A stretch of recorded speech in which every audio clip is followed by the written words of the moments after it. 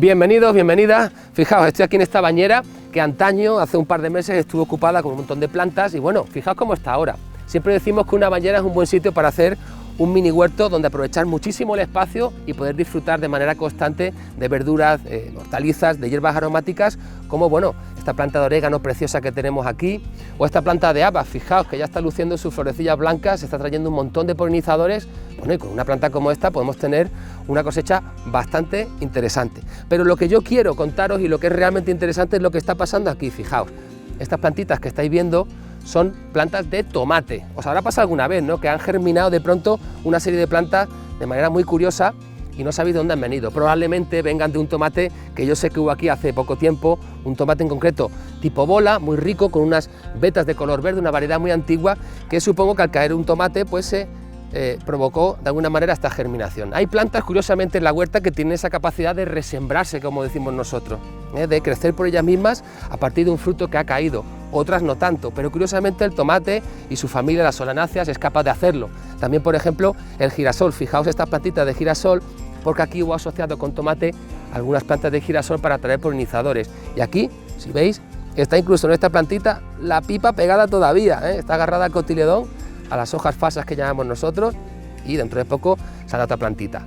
¿Por qué es importante aprovechar estas plantas? Hay varios motivos. Realmente el primero, el más interesante, es porque imaginaros que yo no he puesto semillero de tomate o por lo que sea no he podido atenderlo y tengo estas preciosas plantas aquí, además con un tamaño perfecto para dos cosas. Podemos trasplantarlas directamente si el tiempo, la temperatura de nuestra zona permite el cultivo ya del tomate al aire libre, o podemos pasarla, si hace un poquito de frío, que es el caso de esta época, al vivero, en una macetita, esperar que crezca y trasplantarla a nuestro huerto con garantías cuando las noches ya sean un poquito más templadas. Esto depende de la latitud en la que os encontréis, pues va a ser un poquito antes, como ocurre en el sur, o un poco después, como ocurre en el norte de España.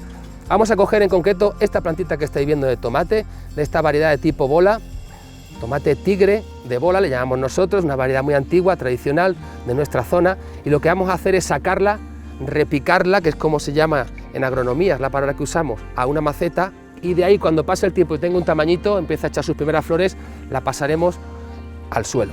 Lo que voy a utilizar es este cuchillito que veis aquí, que es un cuchillo de untar, que no tiene filo, con el cual no haremos daño a las raíces y las vamos a sacar limpiamente.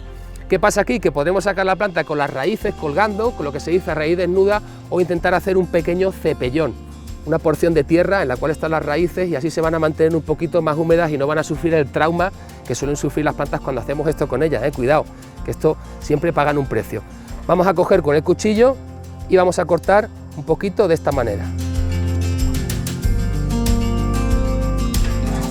¿Veis? Y la sacamos con cuidado, intentando no dañar las raíces en la medida de lo posible. Ya digo que esto es un trauma para las plantas y tienen que invertir mucha energía en cicatrizar, en formar nuevas raíces, y en el caso de las tomateras no es muy conveniente. Fijaos que he sacado la plantita con estas raíces, y ¿dónde la voy a poner? En una maceta, como os he comentado, que tengo aquí preparada, con nuestro conocido sustrato, con sustrato a base de fibra de coco, de nuestro humus, de lombriz, de nuestro compost, ¿vale? Las proporciones que ya hemos comentado algunas veces, un poquito de alimento, un 10-15% de humus o de compost, y el resto, fibra de coco, mantillo o la fuente de base de sustrato que utilicemos.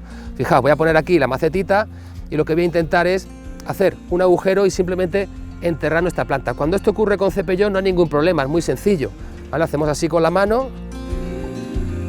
las colocamos con cuidado, intentando que respetemos el nivel, no enterrar demasiado el tallo, y ahora con los dedos, fijaos, apretamos, fijamos bien, un par de golpecitos, y aquí tenemos nuestra macetita de tomate.